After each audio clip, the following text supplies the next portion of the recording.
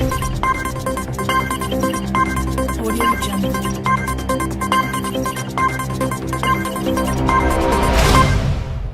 Scientists have used machine learning to calculate the pattern of aftershocks following an earthquake. Aftershocks are further quakes that follow the main shock.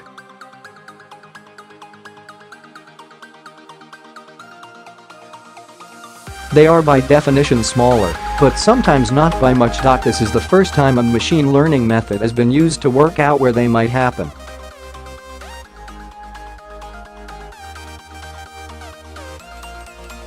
Researchers hope this and similar techniques will improve our understanding of earthquake behavior. If you think about making forecasts of earthquakes, says study co-author Prof. Brendan Mead of Harvard University, you want to do three things. You want to predict when they're going to be, you want to say something about how large they're going to be, and about where they're going to be.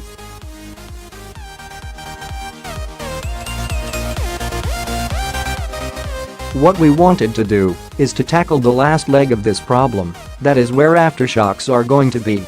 The team used a database of over 100,000 earthquakes and aftershocks, including Japan's 2011 earthquake, to train a neural network to recognize aftershock patterns.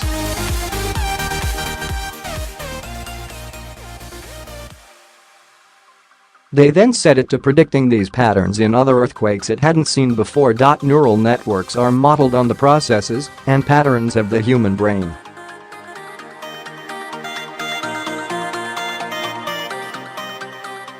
So rather than putting data about the main earthquake through a set of calculations, which is how aftershocks are currently forecast, the network had the processing power to explore many possible pathways.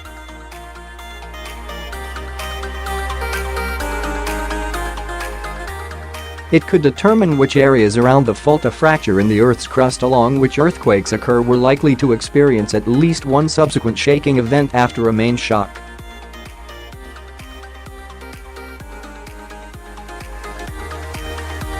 The neural network just did better, says lead author Dr. Phoebe DeVries from the University of Connecticut. Dr. Elizabeth Cochran, a seismologist with the United States Geological Survey (USGS), who was not involved in the study, described it as an interesting approach.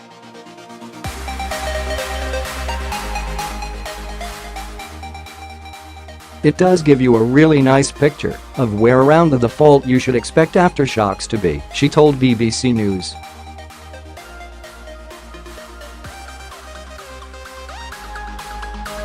However, Dr. Cochran noted that its prediction of a greater number of aftershocks closest to the fault was not surprising. So, how will this help?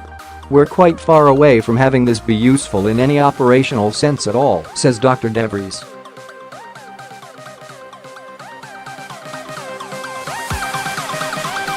We view this as a very motivating first step. It's not an approach that can integrate with initiatives like the U.S. West Coast's Shake Alert early warning system just yet, but neural networks may offer a new way to process the extensive information collected about earthquakes and their aftershocks.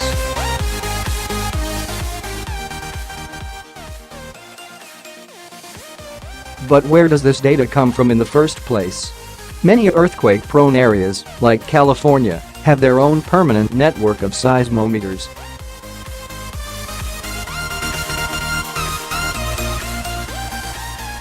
These detect and record all ground shaking activity. But sometimes seismologists want a little more information, and that's where the aftershock chasers come in.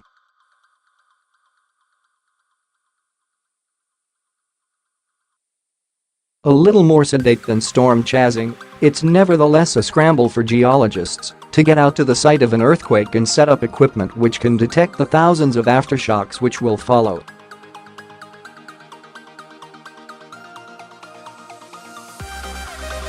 Dr. Cochran has traveled to earthquake sites in California, Oklahoma, and Mexico to place seismometers, and there are teams around the world who mobilize as soon as the news hits.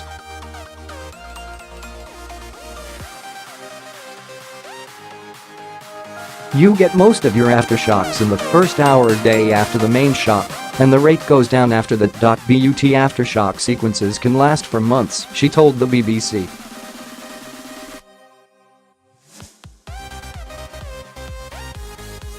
We try and get there relatively quickly, but that can be between hours and days. Sometimes the instruments can send back live data which can be used to inform residents of subsequent shaking, but the main goal is to learn more about the earthquake site itself and better understand future activity.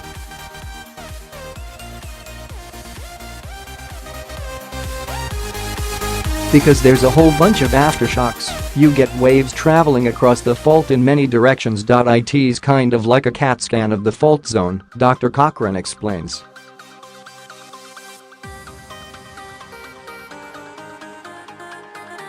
Rather than threatening to take her job, she feels that machine learning can only aid aftershock chasing in the future. As much as I'd like not to have to dig holes in the desert.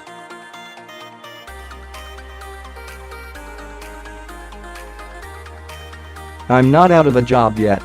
To me that type of machine learning is really exciting because that takes a huge amount of processing work off my plate and I can get into the science of what's after.